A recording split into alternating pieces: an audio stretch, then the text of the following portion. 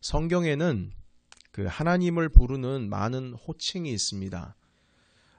우리는 여호와라고 하는 이름의 하나님을 알고 있고 야훼라고도 그 여호와 하나님을 발음을 합니다. 그리고 여러분 많이 들어보셨겠지만 엘로힘, 그리고 엘샤다이, 아도나이, 여호와 삼마, 여호와 니시, 여호와 샬롬, 여호와 라파, 여호와 이레, 이렇게 여러 가지의 주님을 나타내는 이름들이 많이 있습니다. 그런데 그 많은 호칭들 중에 오늘날 우리가 가장 많이 사용하는 호칭은 무엇일까요? 그것은 바로 하나님 우리 아버지라고 하는 그 아버지라는 호칭입니다. 때로는 그 여성 신학자들, 여성 신학을 연구하는 그 신학자들 중에는 왜 하나님을 아버지라고 부르느냐, 어머니라고도 불러야 된다라고 주장하시는 분들도 계시긴 합니다만 그게 별로 중요한 건 아닌 것 같고요. 그 아버지로 부르던 일단 어머니로 부르던 중요한 것은 그 아버지라고 하는 그 호칭 안에 하나님은 우리를 돌보시고 기르시는 부모가 되신다라고 하는 아주 강렬한 의미를 그 아버지라고 하는 호칭에 지니고 있는 겁니다. 그러니까 우리가 하나님을 아버지라고 부르는 순간 그분은 우리를 기르시고 양육하시고 돌보시는 분이라고 하는 관계가 성립이 된 것입니다. 우리가 아버지라고 부르는 순간 그분과의 관계가 세워진다는 것이죠. 실질적으로 신명기 32장 외에 시편이라든지 아니면 예레미야서에 보시게 되면 성경에서 하나님께서 직접 내가 너의 아버지다, 그리고 너는 내 자녀다 라고 가르쳐주고 계시는 성경 본문들이 등장을 합니다. 그래서 여러분 제가 신명기 32장 5절에 있는 말씀 제가 잠깐 읽어보면은요, 이렇습니다. 그들이 여호와를 향하여 악을 행하니 하나님의 자녀가 아니요 흠이 있고 삐뚤어진 세대로다. 6절입니다. 어리석고 지혜 없는 백성아, 여호와께 이같이 보답하느냐? 그는 네 아버지시요 너를 지으신 이가 아니시냐? 그가 너를 만드시고 너를 세우셨다. 하나님께서 우리를 창조하신 아버지요, 또한 우리는 그분의 자녀다, 이렇게 말씀을 하고 계십니다. 여러분은 왜 하나님께서 우리를 당신의 자녀로 부르셨고 왜 하나님 자신을 향하여서 아버지로 부르게 하셨을까요? 왜 아버지로 부르게 하셨을까요?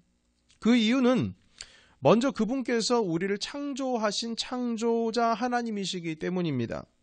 자, 그리고 또 한 가지 의미는 어떤 의미가 있냐면 그 아버지라고 하는 개념을 하나님의 이름에 적용할 수 있을 만큼 그 부모라는 그 호칭, 아버지라고 하는 그 호칭 개념 안에 거룩하고 영적이고 영광스러운 존재의 의미가 이미 담겨 있다는 것입니다. 여러분 이 말씀을 여러분 좀 이해하셨는지 모르겠어요. 다시 말씀드리자면 만약 그 아버지라고 하는 그 부모의 개념, 그 아버지라고 하는 호칭의 개념 안에 의미가 하찮은 의미가 담겨 있었다면 감히 하나님을 아버지로 부를 수 없었을 겁니다. 하나님께서는 당신의 이름을 망령되게 부르지 말라 10계명에 말씀하고 계시죠. 그리고 하나님의 이름을 가지고 맹세를 하거나 I swear 이렇게 할 수 없습니다. 그분의 이름은 너무나 거룩하고 존귀하시기 때문에 그분의 이름 앞에 뭔가를 붙일 수가 없어요. 망령되게 부를 수도 없습니다. 그런데 그 하나님의 이름을 어디다가 갖다 붙이면 안 되는데 그 하나님의 이름을 아버지로 부르는 것을 성경에 허용했다라는 것은 그 아버지라고 하는 부모, 그 부모라고 하는 개념이 하나님의 이름에 갖다 붙일 수 있을 정도의 존귀하고 영광스럽고 영적이고 거룩한 의미가 그 부모라고 하는 그 개념 가운데 담겨 있기 때문에 하나님을 우리가 아버지로 부를 수가 있는 것입니다. 그 부모의 호칭을 하나님의 이름과 함께 사용을 할 수 있다는 것은 그 부모, 다시 말해서 아버지, 그 어머니, 그 이름 안에는 너무나도 존귀한 하나님 아버지의 창조 질서가 담겨 있습니다. 하나님께서는 부모와 자녀라는 관계의 질서를 이미 태초에 만들어 주셨고요. 그 관계 속에서 부모의 존귀함을 정하셨고 그리고 그 존귀함을 나타내시기 위해서 10계명 중에 유일하게 약속이 있는 첫 번째 계명으로 주님께서 가르쳐 주셨습니다. 여러분 10계명 가운데 부모를 공경하라 라고 하는 계명이 5번째 있죠. 그 내 부모를 공경하라라고 하는 이 명령, 이 계명 안에는요, 하나님께서 유일하게 이렇게 해라, 그럼 내가 저렇게 해주겠다라고 하는 축복의 약속을 주셨는데 그 축복의 약속이 유일하게 내 부모를 공경하라라고 하는 5번째 계명에만 존재합니다. 그래서 이 10개의 계명 중에 5번째 계명, 부모와 자녀에 대한 그 계명 가운데만 등장을 하는 약속인데요. 나머지 1계명, 2계명, 3계명, 4계명 여러분 다 무엇입니까? 하나님의 이름에 대한 것이고 우상을 섬기지 말라, 하나님과 우리와의 관계에 대한 것입니다. 너 나를 잘 섬기면 내가 복 줄게, 이런 말씀 1계명에서 4계명까지 하지 않으셨어요.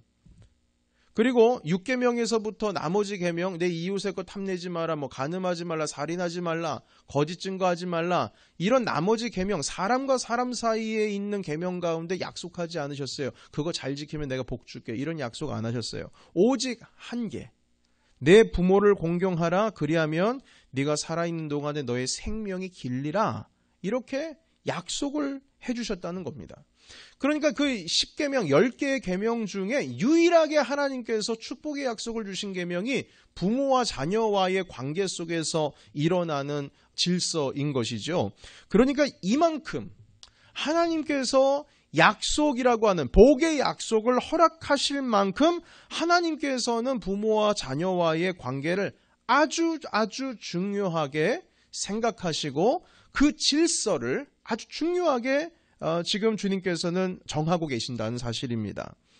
자, 그런데 안타깝게도 이러한 관계 질서, 아버지와 자녀, 어머니와 자녀에 대한 이 부모와 자녀에 대한 관계 질서가 이렇게 중요하게 주님께서 여기셨는데 이 관계 질서가 무너질 때가 있습니다. 그때가 언제냐면 오늘 성경 읽었던 말씀 가운데 등장합니다. 마지막 날, 말세, 이 땅의 역사가 끝나는 그때가 가까이 올수록 그 관계가 무너질 것이라고 말씀하시는데요. 여러분 오늘 읽었던 디모데후서 3장 1절과 2절 우리 같이 한 번만 같이 더 읽겠습니다. 1절 2절입니다. 자, 시작. 너는 이것을 알라. 말세에 고통하는 때가 이르러 사람들이 자기를 사랑하며 돈을 사랑하며 자랑하며 교만하며 비방하며 부모를 거역하며 감사하지 아니하며 거룩하지 아니하며. 아멘. 여러분 부모를 거역하는 것이 말세의 증표랍니다. 증거. 이 마지막 날이 가까이 오게 되었다. 심판의 날이 가까이 왔다라고 하는 것에 대한 보증, 증표입니다. 그것이 있다라는 것은 이게 마지막 날이 가까이 왔구나. 이렇게 생각할 수 있는 것이죠. 수많은 증표들, 표징들이 나타나겠지만 그들 중에 하나가 무엇이냐면 부모님을 거역하고 부모님을 존중하지 않는 일들이 이 마지막 때에 일어난다는 것입니다. 그런데 이 말씀은요, 지금 디모데후서, 다시 말해서 사도 바울이 쓴 편지 가운데 등장하는 내용인데 예수님께서 직접 당신께서 당신의 입으로 마가복음 13장에서 똑같은 말씀을 하신 적이 있습니다. 직접 제자들에게 이렇게 가르쳐 주셨는데요. 여러분 한번 성경을 찾아보겠습니다. 마가복음 13장 12절에서 13절까지의 말씀. 형제가 형제를, 아버지가 자식을 죽는 데에 내주며 자식들이 부모를 대적하여 죽게 하리라. 또 너희가 내 이름으로 말미암아 모든 사람에게 미움을 받을 것이나 끝까지 견디는 자는 구원을 받으리라. 아멘.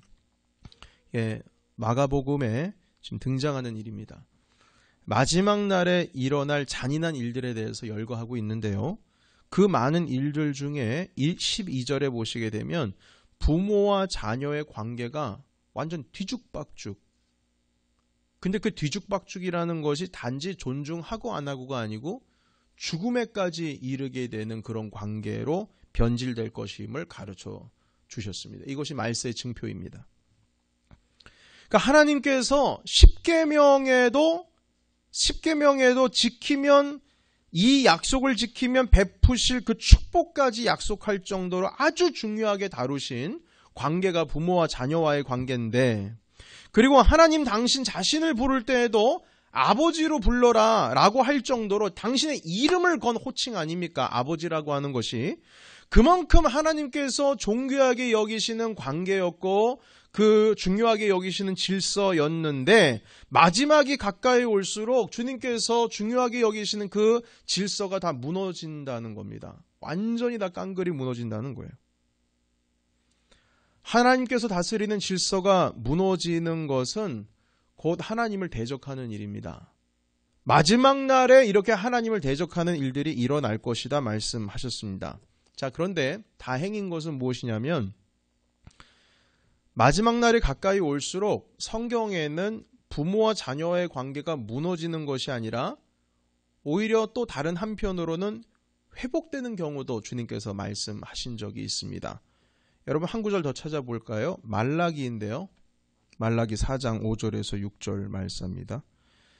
같이 읽겠습니다. 자, 시작. 보라, 여호와의 크고 두려운 날이 이르기 전에 내가 선지자 엘리야를 너희에게 보내리니 그가 아버지의 마음을 자녀에게로 돌이키게 하고 자녀들의 마음을 그들의 아버지에게로 돌이키게 하리라. 돌이키지 아니하면 두렵건대 내가 와서 저주로 그 땅을 칠까 하노라 하시니라. 아멘. 여호와의 크고 두려운 날이 이르기 전. 그러니까 이제 마지막 때가 가까이 올 때에 하나님께서 아버지의 마음을 자녀에게로 돌이키고 자녀의 마음을 그의 아버지로 돌이킨다. 그러니까 한마디로 부모와 자녀와의 관계를 회복시킬 것이다. 이런 말씀을 지금 하고 계십니다. 그러니까 이게 이 말씀들, 이 구절들을 보시게 되면 마지막 날이 되면은요, 악과 선이 막 충돌을 하고 싸우는 겁니다. 한편은 부모와 자녀와의 관계를 무너뜨리는 일들이 일어나고, 또 한편은 그에 맞서서 하나님의 창조 질서를 어떻게든지 세우려고 노력하는 자들이 등장을 하게 되는 것이죠. 그래서 하나님, 그 아버지와 자녀와의 관계가 회복되는 거, 아버지의 마음을 자녀에게로, 자녀의 마음을 아버지에게로, 그렇게 이룰 것이다. 만약에 이것을 이루지를 않는다면 두렵건대 내가 와서 저주로 그 땅을 칠 것이다. 이렇게 말라기에서 말씀하고 계십니다. 그러니까 이 마지막 날에는요, 이 대결 중심에, 악과 선의 충돌하는 그 대결 중심에 어떤 이슈가 있냐면 부모와 자녀의 관계 이슈가 있습니다. 마지막 날에. 그 관계가 이 마지막 날에 이슈가 될 만큼 하나님께서 아주 중요하게 생각하시는 창조 질서라는 것이죠. 구약 성경에 부모와 자녀의 관계를 선하게 언급하는 구절이 한 75번, 그리고 거의 모든 성경에 구약 창세기부터 오늘 지금 방금 읽었던 말라기뿐만 아니라 마태복음부터 시작해서 요한계시록까지 거의 모든 성경에 부모에 대한 내용이 등장을 합니다. 시가서, 시편과 잠언에는 말도 할 것 없고요. 부모님을 공경하라부터 시작해서 부모의 법도, 부모로부터 오는 법을 지켜야 된다라는 말씀 수도 없이 하시죠. 아버지, 어머니, 부모에 대한 공경의 단어와 율법의 내용들이 한 209절 정도 등장을 하게 됩니다. 그러니까 이만큼 하나님께서는 이 부모라고 하는 것을 그 자녀와의 관계, 그 관계성을, 그 질서를 지지하시는 분이 하나님이십니다. 참으로 아끼시는 질서이지요.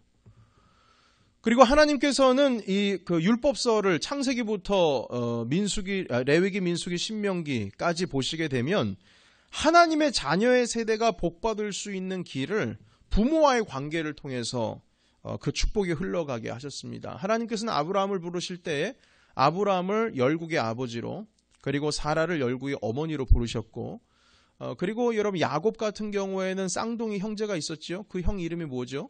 에서입니다. 축복권을 갖느냐 안 갖느냐, 팥죽 가지고 이거 하나 가지고 참 힘들어 했는데 결국에는 야곱이 형을 속이고 아버지의 그 축복 기도를 받았죠. 그 이삭으로부터, 아버지로부터 축복 기도를 받았는데, 우리 보통 그러지 않습니까? 축복 기도를 받고 나서 에서가 그것을 알고 나서 아버지한테 갑니다. 아버지, 이 내 동생이 이거 속였습니다. 아버지, 당신의 그 장자권, 그 축복을 저에게도 주십시오. 남아있으면 주셨으면 좋겠습니다. 여러분, 보통 이렇게 얘기를 하면 여러분이 이삭 아버지라면 어떻게 하겠습니까? 기도해줘요, 안 해줘요? 아버지, 야곱에게 축복 기도 해주셨다며요. 사실 그 장자권이 저에게 있는 거 아닙니까? 제 동생이 속여서 저인 것으로 속여서 안 못 보는 아버지한테 가서 기도해달라고 한 겁니다. 제가 진짜 에서입니다. 제가 첫째입니다. 그러니까 저에게도 기도해 주세요. 축복 기도해 주세요. 그럼 아버지가 기도해야 돼요? 안 해야 돼요? 보통 해주잖아요. 그런데 이삭이 해줍니까? 안 해줍니까?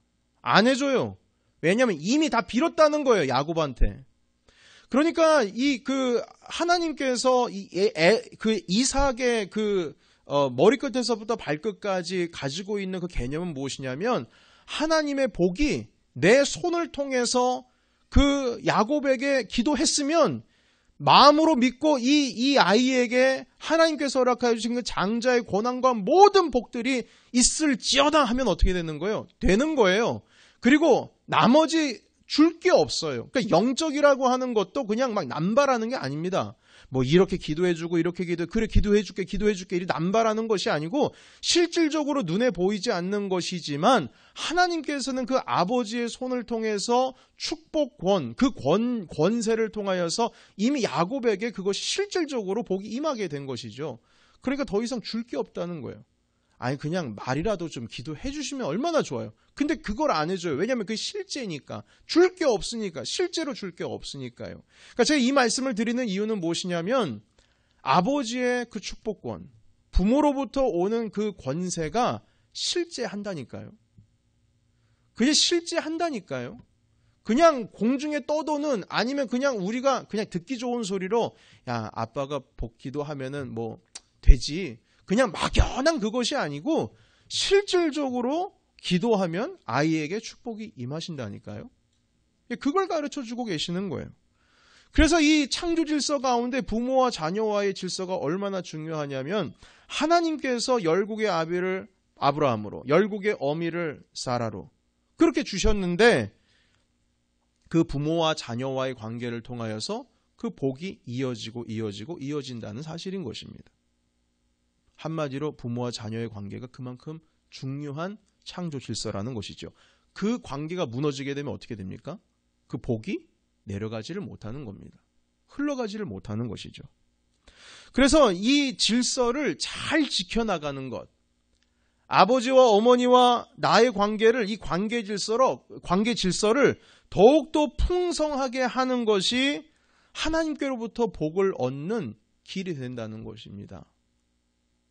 예, 우리 아버지는 예수님 믿지 않으신데요. 우리 어머니 예수님 믿지 않으신데요. 그러면은 아버지와 어머니로부터 복이 안 들어갑니까? 아니에요. 주님께서는 예수 믿는 사람, 하나님 믿는 아버지로부터 복이 임한다. 이런 말씀하신 적 없습니다. 주님께서 말씀하시기를 그렇든 안 그렇든 네 부모를 공경하라. 이렇게 말씀하셨습니다. 만약 우리 안에 부모님에 대한 공경과 그분을 존귀히 여기는 그 마음이 사라지고 그리고 또한 자녀들을 끝까지 사랑하고 자녀들을 축복하는 아버지의 마음, 그 아버지의 마음 그리고 어머니의 마음이 사라지거나 부족해지고 있다면요, 그 순간 그것은 불행의 시작을 알리는 그게 사인이 될 것입니다. 불행한 겁니다.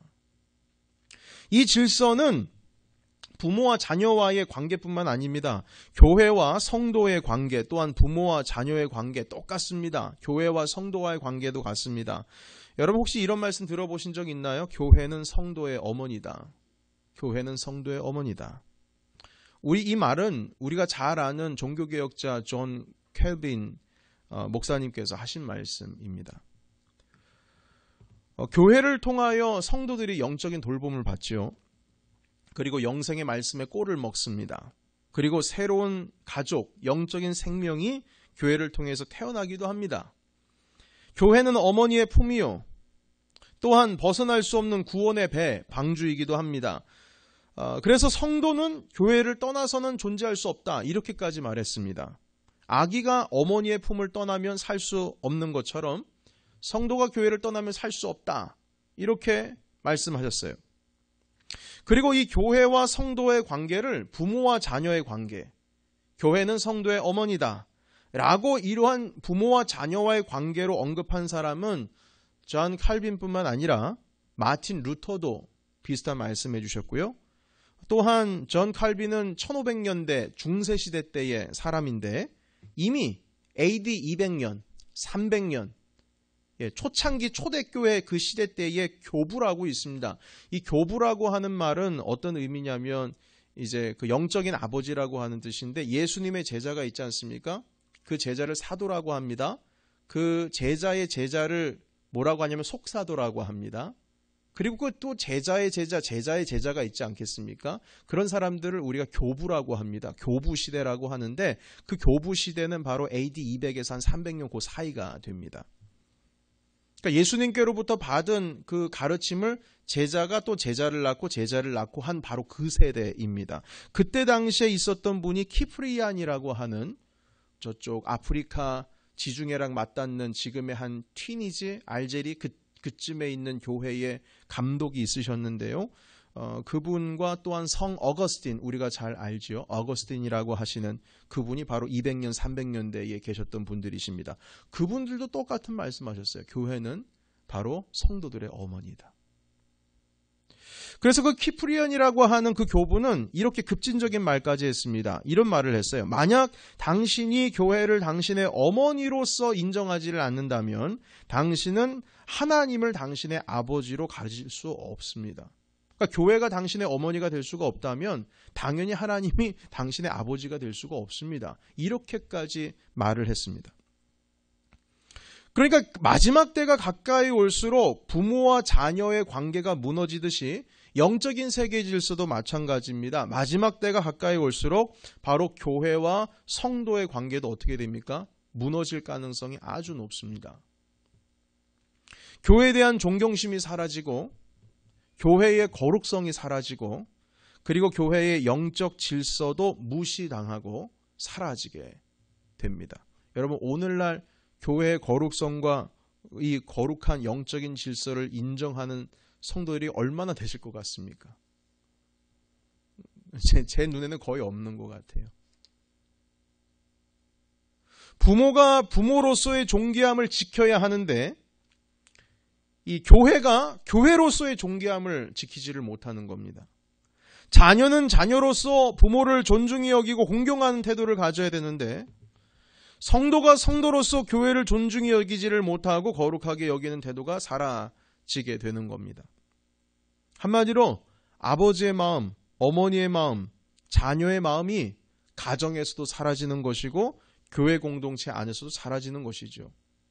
교회가 성도들의 어머니라고 했는데 그 어머니 대신 예수 그리스도께서 머리가 되시고 교회가 주님의 몸인데 그 거룩함과 영적인 질서를 인정을 하지 않는 겁니다.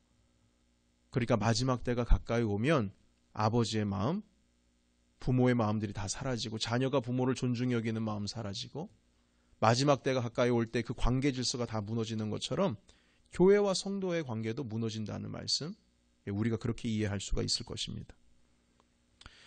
여러분 우리는 하나님의 창조의 질서 가운데 지금 있습니다. 그 질서 가운데 있을 때 우리는 복된 겁니다. 행복한 거예요.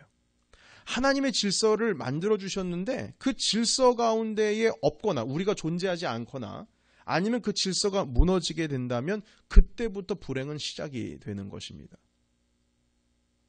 하나님의 질서를 떠난 것이기 때문이죠. 여러분 오늘 말씀을 정리하겠습니다. 오늘 그 부모를 공경해야 되는 그 말씀 10계명의 5번째 계명의 말씀이 이제 그 5월 둘째 주가 아니면 어버이 주일이기 때문에 우리가 항상 다루고 있는데요. 오늘 이 말씀을 통해서 2가지 정도를 좀 기억했으면 좋겠습니다. 첫 번째는 무엇이냐면 우리는 모두 다 부모로서 또한 자녀로서 둘 다의 위치를 또한 가지고 계신 분들도 계시겠죠. 하나님께서는 당신의 이름을 아버지라고 부르게 할 정도로 이 아버지와 어머니, 부모와 자녀와의 관계를 아주 존귀한 관계로, 영화로운 관계로 주님께서는 만들어 주셨습니다. 그래서 사랑하는 여러분, 부모와 자녀와의 관계를 멋지게 만들어가는 것이 곧 하나님께 영광 올려드리는 것인 줄로 믿으시기를 축복합니다. 그렇게 그 가정을 만들어내는 것이 하나님께 영광 올려드리는 거예요. 하나님의 창조 질서를 만들어가는 것입니다. 따라서 부모님을 공경하십시오. 그리고 자녀들을 사랑으로 품으십시오. 이것이 바로 하나님을 영화롭게 하는 길이며 마지막 날에 가까이 올수록 바로 아버지의 마음을 자녀에게로, 자녀의 마음을 아버지께로 돌이키신다는 말라기 말씀처럼 주님의 나라를 끝까지 세워나가는 우리 성도들이 해야 할 일입니다. 두 번째는 교회는 모든 성도들, 우리 모든 교인들의 어머니입니다. 그리고 그 교회의 머리는 예수 그리스도시죠. 교회를 거룩하게 여기시고 존중히 여기시기를 축복합니다. 교회의 모든 일들을 하실 때 죽게 하듯 하시고 교회를 항상 높이시기를 축복합니다. 우리는 21세기를 살아가고 있기 때문에 세속사회라고 있죠. 여러분, 세속사회. 우리가 속된 그 세상 가운데, 세큘러한 세상 가운데 살아가고 있기 때문에 이 교회라고 하는 것도 세속사회로 우리가 이해할 때가 있어요. 똑같은 거라고요. 그렇지 않습니다. 교회는 하나님께서 우리에게 세워주시는 완벽한 창조 질서로서 세워주셔야 할 공동체이고, 그리고 예수 그리스도께서 머리가 되신, 그만큼 우리가 존귀히 여겨야 되고 거룩하게 여겨야 될, 우리가 속된 것, 세큘러한 소사이티 가운데 있지만 우리가 그렇게 거룩하게 지켜 나가야 되고 존중히 여겨야 될 곳이 바로 교회입니다. 그 교회가 우리가 똑같이 생각하기를 세큘러하게 만약에 대한다면, 여러분께서 교회를 거룩하게 존귀하게 여기지 않고 세큘러한 마인드를 가지고 교회를 만약에 상대를 하게 된다면, 여러분, 하나님께서 복되신 이 관계를 우리 스스로가 다 무너뜨리게 되는 것입니다. 그래서 교회를 함부로 하지 마시고 항상 높이시고 주님을 존중히 여기듯이 교회의 모든 일들을 죽게 하듯 하셔야 된다는 것이죠. 그리고 또한 우리 모두가 영적인 부모님들이 되셔야 될 것입니다. 우리가 돌봐야 할 영혼들이 있고, 그리고 양육해야 할 영혼들이 있고, 그리고 우리 교회에 있는 모든 아이들은 사실 우리들의 자녀들입니다. 우리의 영적 자녀들이에요. 그리고 그들에게 있어서 우리는 모두 다 영적인 부모들입니다. 우리가 다 돌봐야 돼요. 이 영적인 부모와 영적인 자녀 사이가, 관계가 또한 세워지는 것도 바로 하나님의 창조 질서 가운데 우리가 있게 되는 것입니다. 그래서 이런 부모와 자녀의 관계, 하나님께서 세우신 이 최고의 창조 질서를 세워가면서 마지막 때가 되면은 이 질서가 무너진다고 하시는데, 오히려 말라기 4장처럼 무너지는 것이 아니라 더욱더 견고히 세워가시는 주님의 나라를 이루시는 우리 모든 공동체가 되시기를 예수님의 이름으로 축복합니다. 아멘. 기도하겠습니다.